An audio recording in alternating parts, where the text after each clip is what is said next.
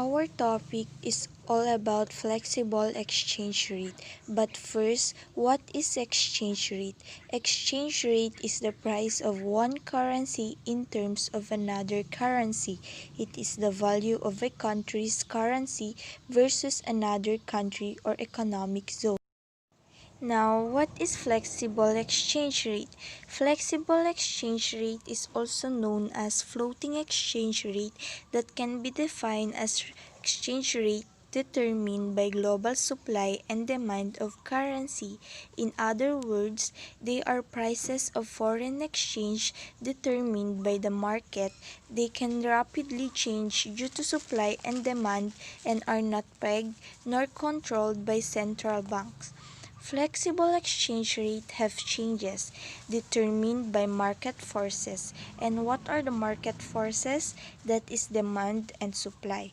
And if there is an increase in the demand of currency, it will increase the value of the currency or vice versa. And if there is an increase in the supply of currency, there is the decrease in the value of the currency. And we have two types of flexible exchange rate.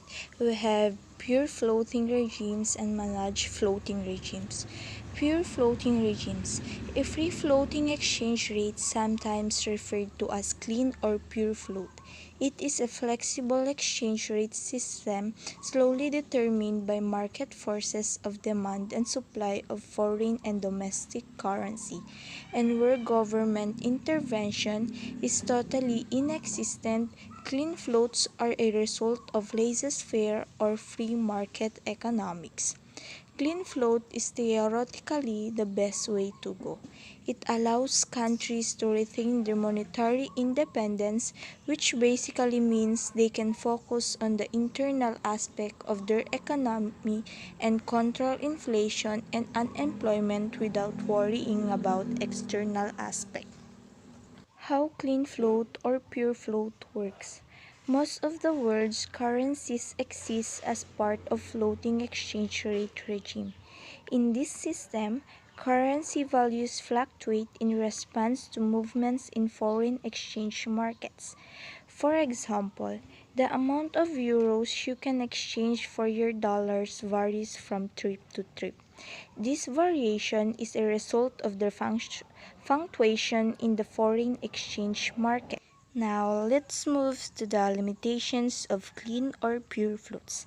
Clean floats means the value of currencies automatically adjusts, leaving countries free to pursue internal monetary goals such as controlling inflation or unemployment. However, a clean floating currency can be susceptible to external shocks such as a spike in the price of oil, which can make it hard for countries to maintain a clean floating system. Genuine floating currency exchange can experience a certain amount of volatility and uncertainty.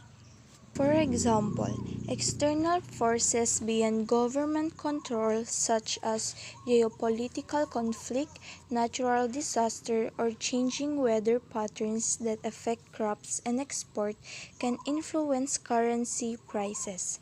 A government will tend to intervene to exert control over their monetary policies, stabilize their markets, and limit some of this uncertainty. Now, let's proceed to the managed floating regimes. Managed float is also known as a dirty float. A dirty float is a floating exchange rate where a country's central bank occasionally intervenes to change the direction or the piece of change of a country's currency value. In most instances, the central bank in a dirty float system acts as a buffer against an external economic shock before its effects become disruptive to the domestic economy. This can be contrasted with a clean float where the central bank does not intervene.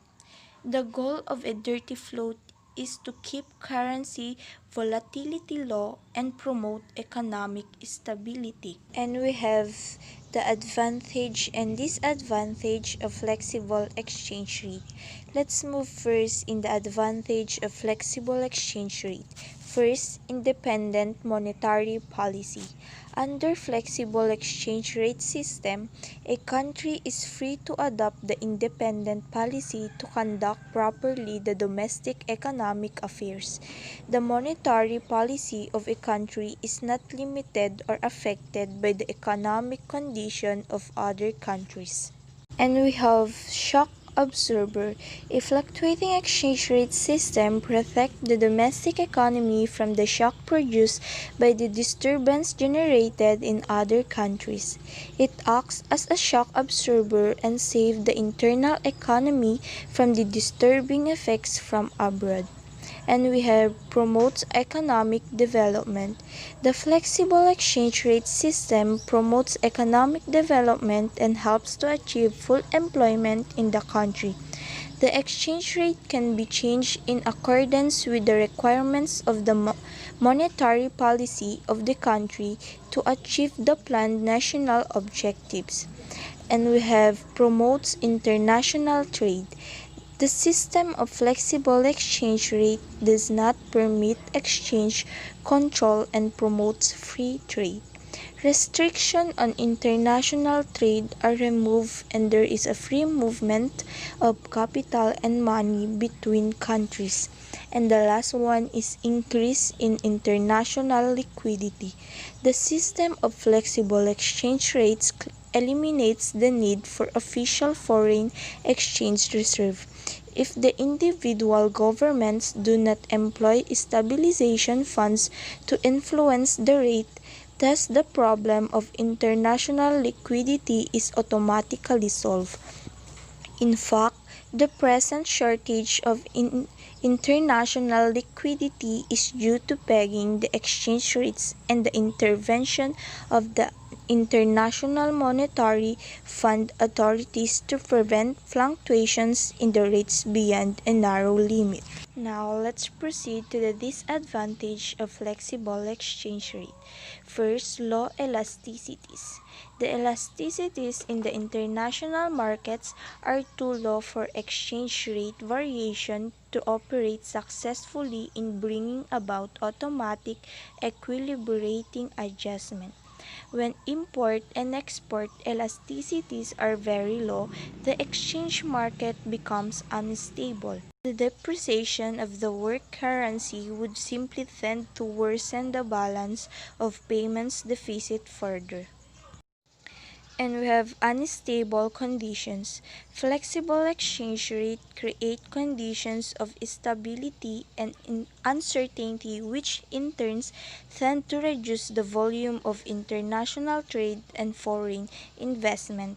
Long-term foreign investment are greatly reduced because of higher risks involved. Next is adverse effect on economic structure. The system of flexible exchange rate has serious repercussion on the economic structure of the economy. Fluctuating exchange rate cause change in the price of imported and exported goods, which in turn destabilize the economy of the country. And also unnecessary capital movements. The system of fluctuating exchange rates leads to unnecessary international capital movements. By encouraging speculative activities, such a system causes large-scale capital outflows and inflows, this seriously disturbing the economy of the country. The last one is depression effects of capital movements. Speculative capital movements caused by fluctuating exchange rate may lead to the problem of extremely high liquidity preference. In a situation of high liquidity preference, people tend to hoard currency, interest rates rise, investment falls, and there is a large-scale unemployment in the economy. And also, floating or flexible exchange rate influence long-run economic output through a variety of channels. They increase the cost of international transactions and they appear to reduce the volume of international trade.